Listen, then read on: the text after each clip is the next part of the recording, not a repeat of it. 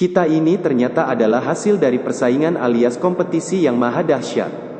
Kalau kita mau mempelajari sejarah kelahiran seorang anak manusia, kita akan melihat betapa ternyata kita ini adalah manusia-manusia unggul yang terlahir sebagai akibat dari persaingan 100 juta sel sperma berbentuk menyerupai kecebong dalam berkompetisi membuahi sel indung telur. Bayangkan saja, dari 100 juta sel, hanya ada satu sel yang akan memenangkan kompetisi dan berhasil membuahi sel indung telur. Itulah kita. Dan memang insan-insan yang terlahir ke dunia sudah selayaknya dianggap sebagai juara dan pemenang kehidupan.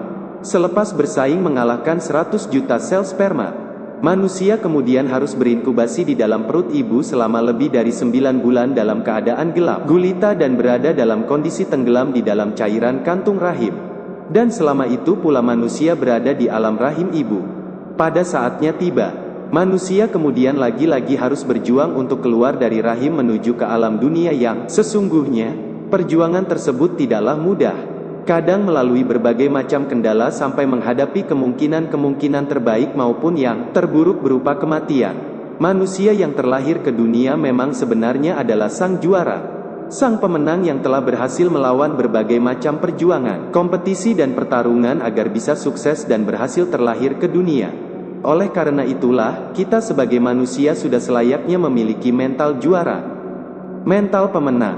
Karena memang pada dasarnya kita adalah seorang pemenang, seorang juara yang telah menghadapi kerasnya kompetisi bahkan sebelum kita lahir.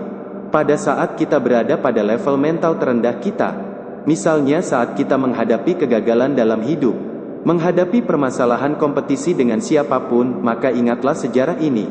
Kita adalah sang kecebong yang telah berhasil melalui beragam ujian dan tantangan yang maha berat sebelumnya.